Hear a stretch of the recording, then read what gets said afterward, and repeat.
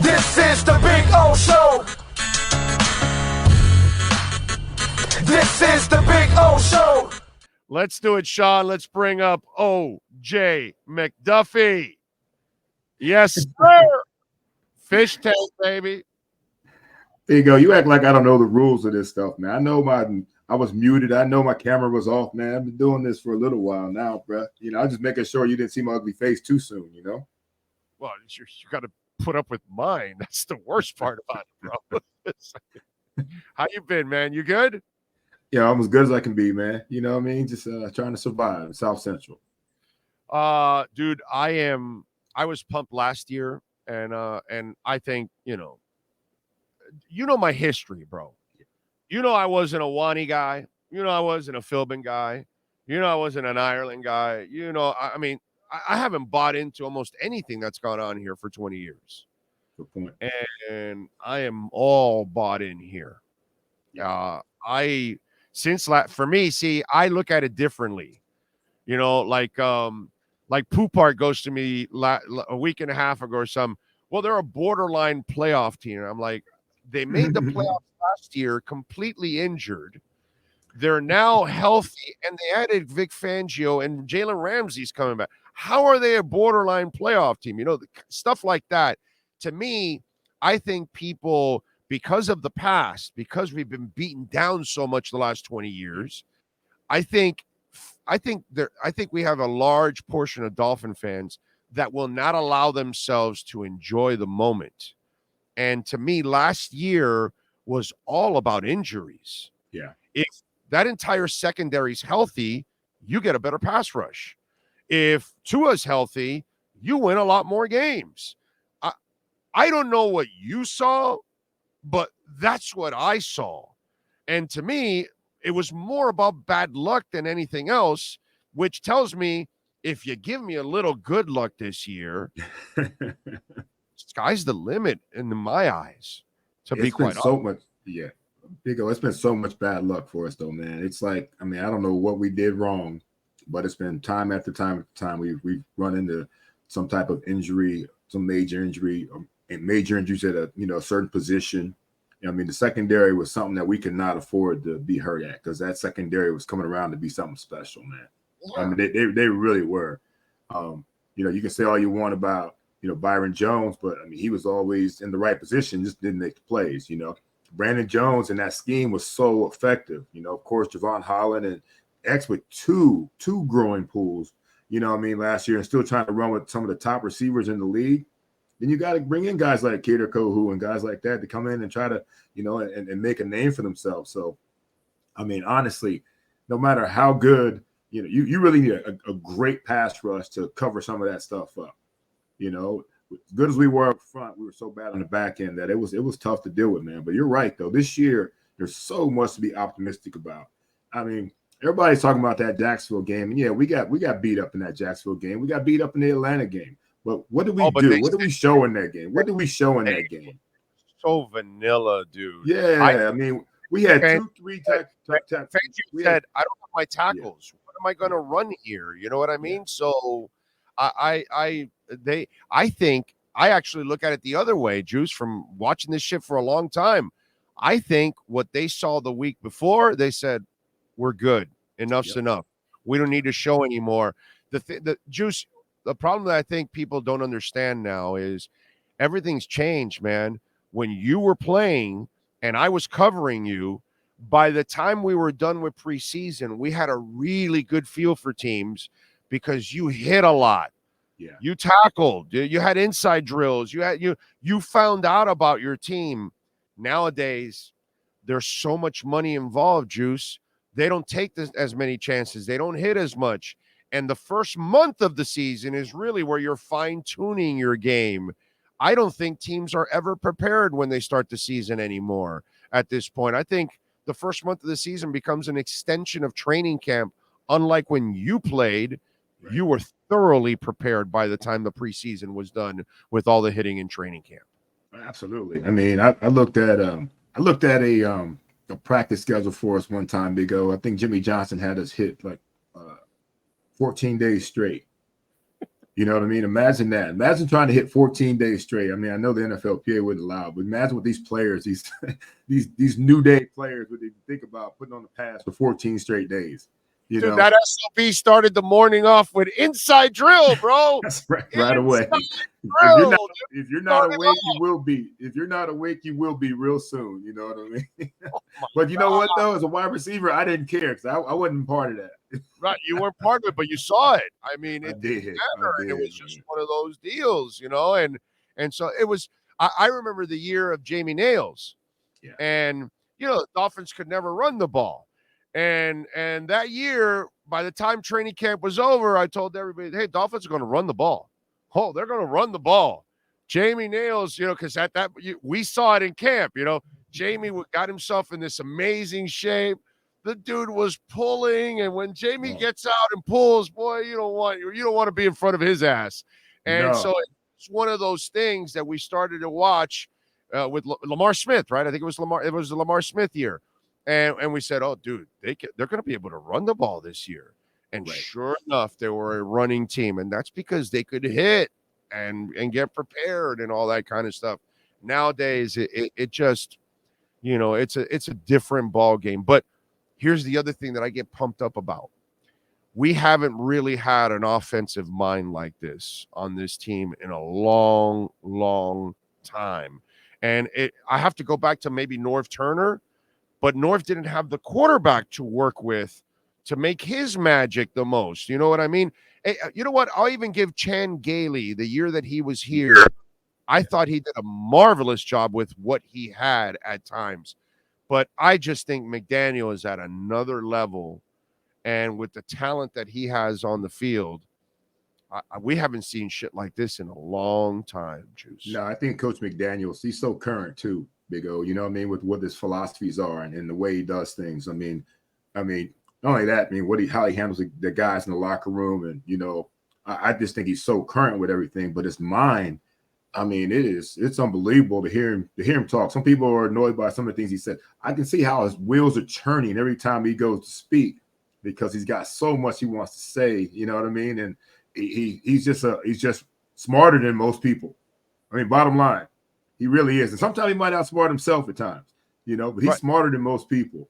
And you can see that he did it last year when he didn't keep it simple and shows what a man he is. When he didn't stick to the run at times, when they were pounding the shit out of people, and he admitted that he didn't do it, which, by the way, that made me just grow in more respect for him because I'm not used to coaches admitting wrong in public. They don't. Usually they admit it. They don't want to admit it because they're worried about the job.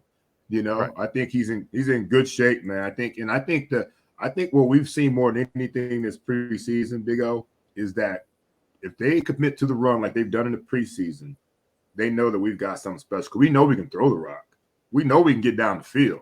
Now, we can commit to the run, you know, and stick with it. I mean, I saw a couple drives. I think the 114 play drive, we had like 8 runs and 6 passes. That's ideal for us. You know, I don't mind it being 8 passes, 6 runs. I mean, either way, but that's close enough. And, you know, in terms of balance that, you know, that will keep teams off guard. I think that for sure when we got him, we thought he was just more about a run game kind of guy. But when you got Tyreek Hill and you got Jalen Waddle and you got Tua, how can you not want to throw it all the time? You know what I mean? But you have to mix in that balance. And you've got some guys in that backfield who I love. I really do. I know, you know, JT is one of the best backs in the league. You know, I know the Dalvin Cook stuff that was going on. But when you look at our guys and what they've done since all this chatter's been going on, our backs they've been exceptional, in my opinion. You know, and we've got guys that haven't even been lined up in front of them. So imagine, man, with Mostert, you know, Jeff Wilson hasn't played hardly at all. A-Chain, what he's done. S.A. Savant Ahmed has said, what? You guys want to bring somebody else in? Well, let me just bust off these big runs, you know. He's always nice. Chris Brooks getting an opportunity. We got some guys in that backfield where I'm not too worried about it because that's the way the game is nowadays. Do we need a 3-down back? Probably. I mean, you could use a great back like that, but do we need one? Absolutely not, in my opinion. No. The game's changed, Juice. Yeah. There's no more bell cows anymore, bro. And if you're going to have a committee, you can't overpay for one guy if he's part of a committee. It just doesn't make sense. What I've said about the JT thing is, and I've been pretty consistent on this, Chris Greer's low-hanging fruit dude. He's not the guy that's going to give you a high pick and then go give you a high salary, bro. Right. He just doesn't do that. Right. So I think he's trying to steal JT is what he's trying. Like he stole Jalen Ramsey. Like he stole the San Francisco trade. Like he stole the Laramie Tunsil trade. Like he told Belichick, oh, you want the receiver? All right, give me a 6th-rounder. And then Belichick cuts him 2 weeks later and he brings him back on his team. I don't think people realize how ruthless Chris Greer is. He takes a lot of shit. Dude, the 2 trades of Tunsil and the Niners are 2 of the greatest trades in this century, in the last 23 years since the 2000s started. These are 2 of the greatest trades in NFL history in the last 23 years. Yeah. Few people have milked 2 players or 2 moves more than that guy has. And let me give you a little other thing that I don't think people are realizing. So the 5 most important positions, I don't know if you agree with me: quarterback, left tackle, pass rusher, shutdown corner, number 1 wide receiver. Absolutely. You agree with me, right? Absolutely. So what does Chris Greer pay? He paid the number 1 wide receiver, right? He paid the tackle, didn't he? He paid the corner, right? Byron, X, Jalen. He paid the pass rusher, right? Agba, Chubb, right? And I'm sure Phillips will be getting his money Monday. Yeah. Eventually, Tua's going to get his money. Right. Is that what's going on with Wilkins? Because he's not enough of a pass rusher? That's what it looks like. I mean, that's what it looks like, man. I mean, the numbers don't lie. I mean, I just don't know. You probably know more about the numbers he's asking for, but that's got to be what it is. Right? I mean, you look at Zach's, he and Zach honestly do kind of the same thing, in terms of run stop, or either one of them getting to the quarterback. You got to get to the quarterback in terms, it's like the Shohei Ohtani, thing. He pitches and he hits, One of them, right. See, both of our guys don't do both, No. Aaron Donald does both, He stops the run and he gets to the quarterback. Like Ohtani and Aaron Donald, they dominate in both. Correct. You know what I mean? That's the difference, man. Connor Williams wanted more money. Did he give him the more money? No. I don't think people realize how a hard-line negotiator this guy is, and the philosophy's right in front of you. And they had us trading for Saquon Barkley. He doesn't do that. They had us trading for Cook, and I told everybody from the get-go they weren't going to trade for Cook, and they weren't going to give him big money either. And again, on this one, we have too many people thinking that he's going to give up the big picks and give up the big money. And I keep thinking that on the Taylor thing, if he has to even give up a 2nd-rounder, it's because he's forcing you to take Agba or some kind of salary that he's unloading. Got to come off of there. Yeah, because, bro, the math doesn't work. You got to pay Tua and Phillips and Holland and Wilkins, and you just paid Sealer and Hunt is coming. I mean, Juice, they start hitting on picks now. The Dolphins are now going to have to – they're not going to be able to sign everybody now because they're so damn good at drafting. That's what people don't realize. So that's where I think people don't realize that this guy's a hardline negotiator.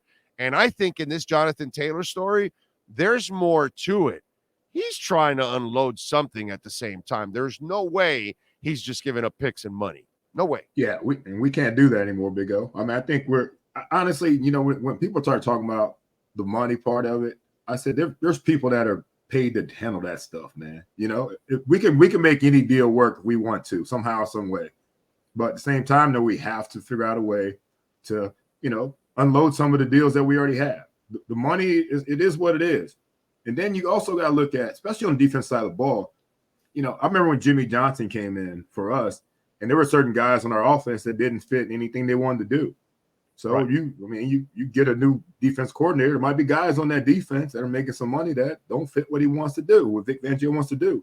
So you have to make these decisions, and those are the decisions that come into trades. Those are the decisions that come into cut day later on the day, things like that. So I mean. It all bounces out somehow, some way, man. But they have people in that building that's their job and responsibility to make it work for us, Yeah, no, and that's why I don't think it's as cut and dry as everybody thinks. Oh, they're going to give him the second round. No, dude, no. There's got to be more. That guy doesn't do these kind of things. You know what I'm saying? I think we're more into keeping our assets more than anything now that we have in the long. You know, we've after the draft, we've done that, and we've gotten. Look at the first rounders we've gotten. You know, we look at our drafts. Everybody's talking about, well, no first rounder, but look who we've gotten in those first round picks. You know, like you talked about, hitting over 60% of his first rounders, bro. Yeah. That's stupid. Yeah. That's ridiculous. Juice, you know that if you hit 50%, you're a hell of a drafter. You really are. 60 percentile. And then on top of all of that, every year now, Juice, we're looking at, okay, who's the undrafted guys? Like, it's like the Heat Summer League. You know what I mean?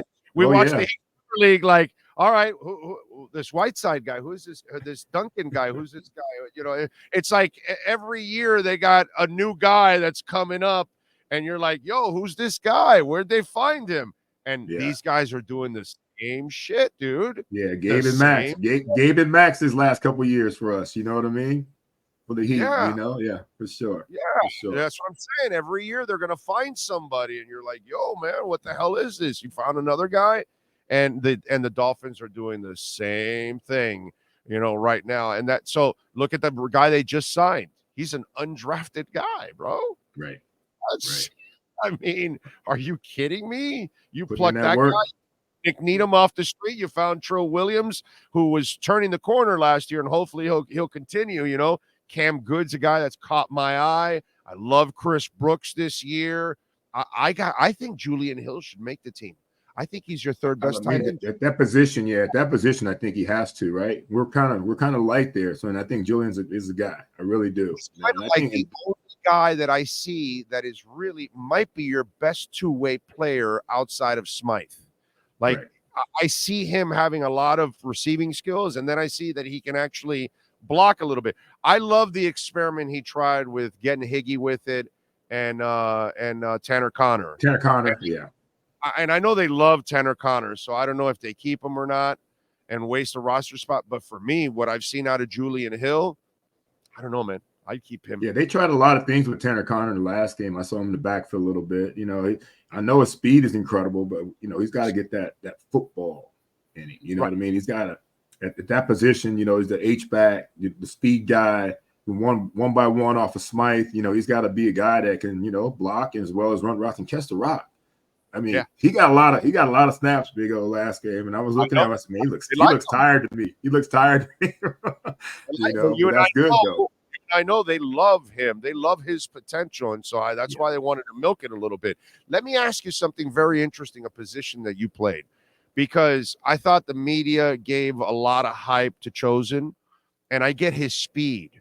But as you watch everything go on, and I start looking at the back end of that receiving core, I need football players. I'm not sure that he's a better football player than River Craycraft, than Eric Ezukama.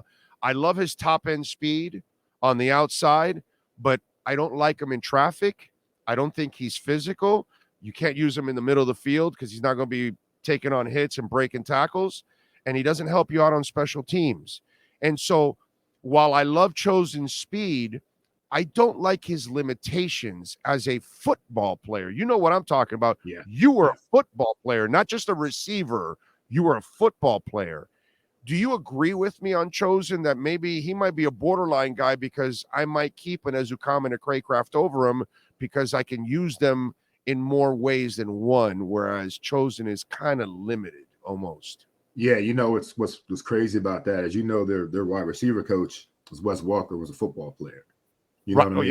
Yes. And all those guys out there you're talking about, we didn't think, a lot of people didn't think Walker could go over the middle, and he proved that wrong.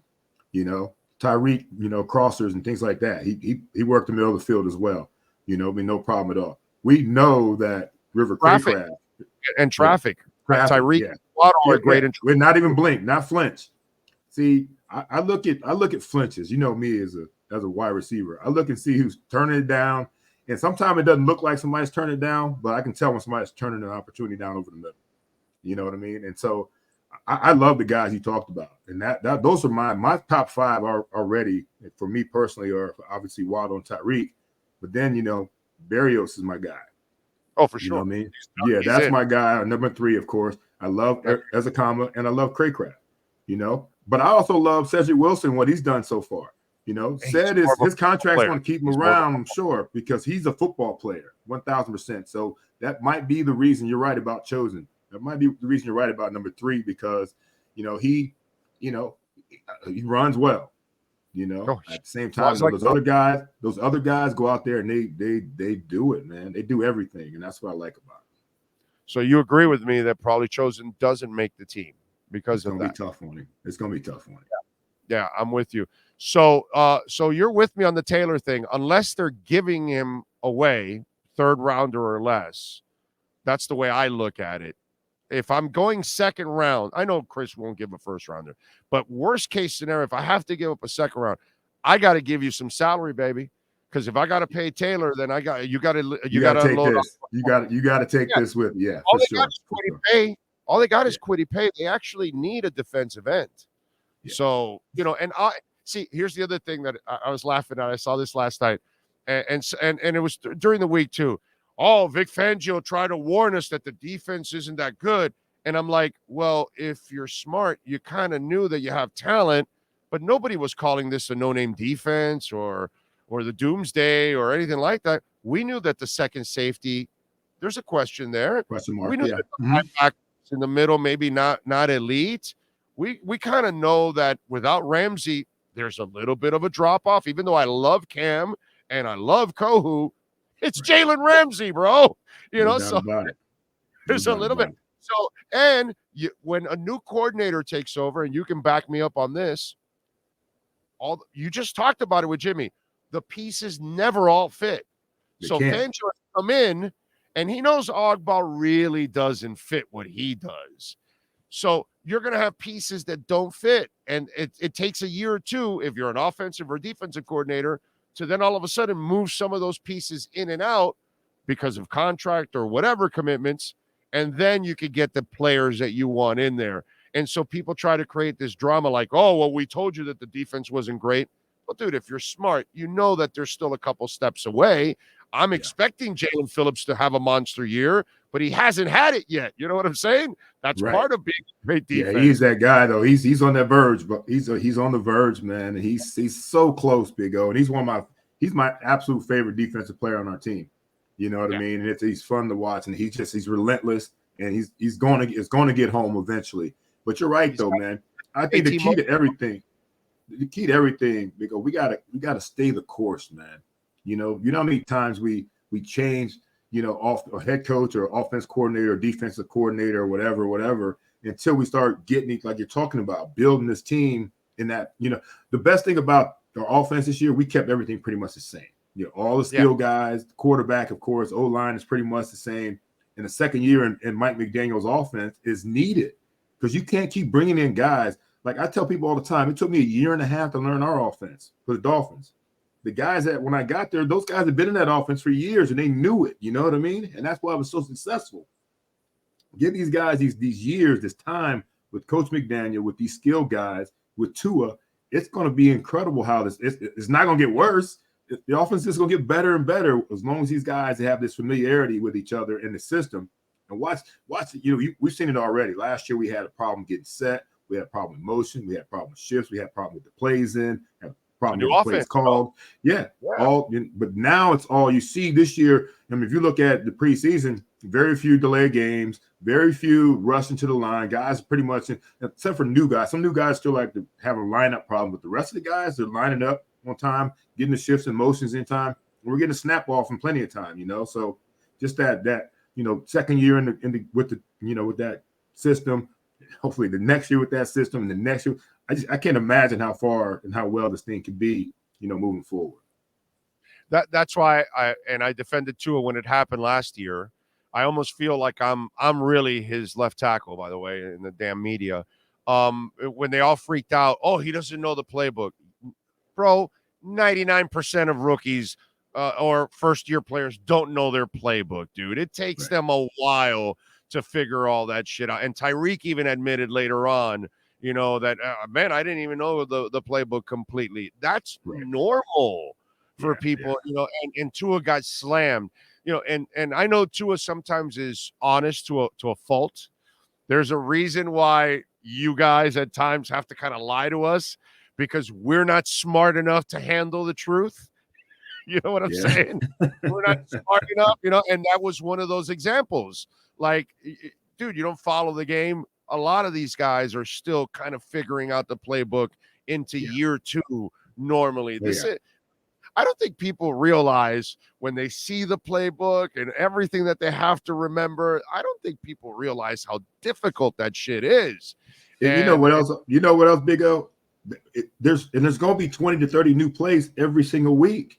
Yes. There's additions to it. There's no subtracting to a playbook. There's additions to that playbook every single week, depending on who you're playing against. There's additions to that. So, you can't just, like in college, you put a playbook together and you run it all year long.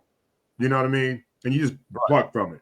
NFL, that's not how it works. You got a base playbook, but every single week, if we're playing against the Jets and Kansas City did this play, that for one, that play is probably going to be on our book and see if the Jets have made the adjustment to it. But you just add on play after play after play. Then you start to pluck. So it's never the same playbook every single week. It might look the same at times, but you'll see all kinds of subtle changes. And so that classroom is so important. In the middle of the game, Juice, in the middle of the game, the OC might say, you remember that play we ran 7 weeks ago? We haven't practiced it in a while. You guys, we need to run it right now. And you're like all standing around looking at like, oh, shit, do we know exactly what we got to do? Exactly right. Coaches will surprise you with some shit that, unfortunately, you don't practice everything all the time, and maybe you haven't practiced this in a couple of weeks, and all of a sudden, hey, remember that play? We got to run it right now. And all of a sudden, everybody's got to be on the same page. It's not an easy thing. And this year, you should see more continuity on the offensive side, but on the defensive side, there's going to be a transition going into this year, into next year, because Fangio's system is completely different than what they were running. They're not going to be a pressure defense all the time, all that kind of stuff, that amoeba stuff where we're hanging around in the club and then boom, that's not what's going to happen here anymore. So there's a lot of zone. This is the reason why we're kind of nervous about Brandon, because Brandon was turning the corner as a cover guy last year before he got injured, but you have to be a really good cover guy to be in this system. And that's you really do. And I tell you what, I think a lot of the PBUs are going to turn to INTs this year. I think that the guys will be able to see through their guys to the quarterback and be able to make more plays instead of being out there on islands. It's funny you're like, this past game especially. I look at this past game, I'm like, we got drug up and down the field, especially defense they run. But like I was talking about, everything was so vanilla, and I love the fact that they gave these guys a chance to go out there and try and earn the position. Cam Smith getting caught on a double move. Other side double move. I mean, Dougie was in it to win it. Doug Peterson was in it to win it this last game. Those guys looked like they were playing a playoff game, and we were out there trying to get through a preseason. But guys should have, played a little bit better. But at the same time, though, there are going to be some times where we disguise. There's going to be some times where we're playing in a cover 2 or cover. There's going to be so many things that Vic Fangio is not even willing to share right now, because I understand he said he's got some new stuff while he was home. He's come up with some new stuff. You think he's going to show new stuff against, Jacksonville Jaguars, or Atlanta Falcons or Houston Texans? No way. That's going to wait for the Chargers are going to see something new. It's going to be interesting to see what he comes up with. Yeah, and I'm looking forward to see how Miami counters what the Chargers did to them last year. Yeah. So that's going to be very interesting, Juice. I want to see how they counter, how they have an answer, to that. I'm jacked, bro. I'm jacked. I'm expecting a big year from this team, as long as they have luck, Juice. As long as they stay away from the injury bug, dude, I think sky's the limit for the Miami Dolphins. I'm amazed by how many people don't believe in luck, because I sure as hell do. Of course, go check all the champions. They all pretty much had luck. They all stayed pretty much healthy. Yeah. How many times do you see, well, this team's in the Super Bowl. Did you know that their offensive line has played 97% of the snaps this season? Right. That's why. It's funny because everybody talks about the running backs. Okay, do you know your running backs averaged 4.5 yards last year? It's about the O-line, baby. You fix the 5 hogs in the front, and if that left guard and that right tackle finally settle down, we know the other 3 are fine. I know Connor has the snapping stuff, but I'll remind you, he did a lot of that shit in the offseason last year, and in the regular season, there wasn't a ton of bad snaps, actually. It was only a couple. Right. There wasn't a lot of them. So hopefully he does the same shit he did last year, where when the regular season starts, there's not many of those mistakes. But overall, for me, it's all about the 5 hogs up front. That's when your running game's beautiful. That's when the quarterback can pass. That's when they can find all the receivers. When Pat Mahomes didn't have his line in the Super Bowl, he got his ass handed to him. He did. You know, he did. And that's Pat Mahomes. Fix the 5 guys up front, and I don't care who the running back is. You're going to have success. You can run behind him, Big O. You're pushing it, but hey, I appreciate it.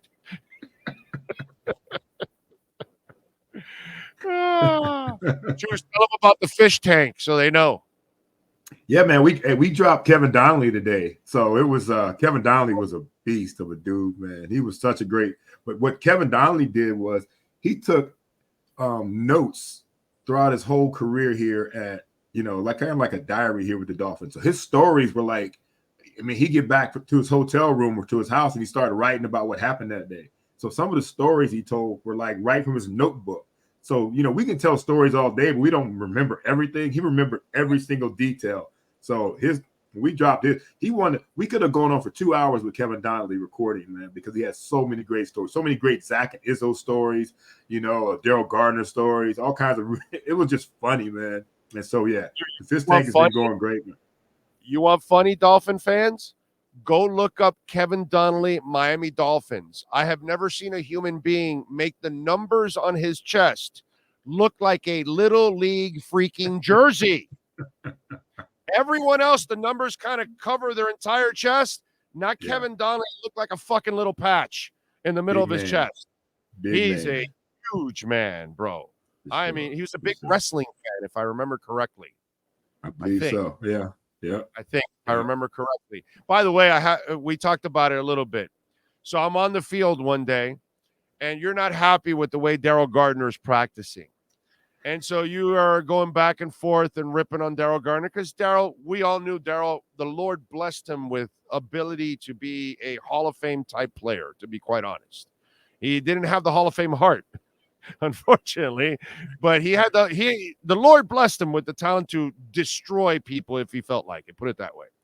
But Juice is a crazy sumbitch. Okay. Juice will take on anybody. He is the most fearless dude there is out there. So it got out of line between the two, and Juice was like, you want some and all that. And it took 3 dudes to lift Juice up and take him into the building. What I've never asked you, what happened when you were inside that building? Because I know your ass wanted to go back outside. So how did they corral your ass, and what happened in there? That's what I never knew. Man, Derek Rogers and Jason Taylor saved my life that day. Honestly, Daryl, it really boiled down to Daryl. We were doing 2-minute drill and he took himself out. 2-minute drill is always meant for conditioning. That's one to be the toughest times on both sides of football, So me not even practicing that day, told him, get his big ass back in there. What are you taking yourself out for? And then, of course, how it escalated from there. I mean, he pushed me so hard, I think I slid for a first down, Big O. You know what I mean? but at that point, though, I knew I could. Here's the thing. He was coming at me, and I told him, I said, what do you think? I'm going to run? You think I'm going to run in front of all these? I'm not going to run. Are you kidding me? So the last thing I thought he would do is put his hands on me, But it was what it was. But for me, I just needed a cooling down period. As a matter of fact, I didn't go straight to locker. I was actually headed to the parking lot. You know what I mean? Like a dummy, because I even talked about it on our podcast about how I was headed to get my piece. You know what I mean? And it'd have been a tragic, stupid day. But Derek Rogers, Jason Taylor talked me off a ledge. And then Lamar, who had been just released by the team, I called him. I said, Lamar, I'm ready to kill this mother. He said, who? I'm coming up there. I said, no, Lamar, let's go grab some lunch, man. I just left the building and, cooler heads prevailed, obviously, man. But that was a bad moment for everybody involved, especially I've never been that pissed off, man. I've been pissed off, but never been that pissed off in my life, bro. Yeah. No. I mean, maybe in Penn State, you might have been. maybe. Not But like that. and as a Dolphin, I've never seen. It took 3 dudes to carry your ass off the field into the building while you're kicking and punching, trying to get crazy, man. I'm crazy. Oh, you said it, Big O. I'm crazy, man. That's why I play. That's why I play football. Yeah, no. It's in your eyes. You can see it that you're one of those guys that you're not going to back down from anything. It's always easy to look into one of those dudes' eyes, and okay, yeah, I'm gonna have to really lay it down if I'm gonna get past this guy, because he ain't gonna back down. No, and never. That's who you were on the field. That's who you were off the field. But good stuff. I think I'm growing up some now, though. I'm growing up now. I'm trying to, at least. Yeah, and now we realize we're all old now, so it's a whole different ballgame. We can't play the game like we used to anymore, unfortunately. No Juice, way. thank you for joining us. Make sure you guys subscribe to the Fish Tank. He and Seth do an excellent job, as always, delving into the Fish Tank. Appreciate you taking time, my man. Thank you so much. Thank you, Big O, man. Appreciate you, boss. You got it, baby. Fins up. There you go. OJ McDuffie. Love it, man. How about that? Great conversation. 1 hour.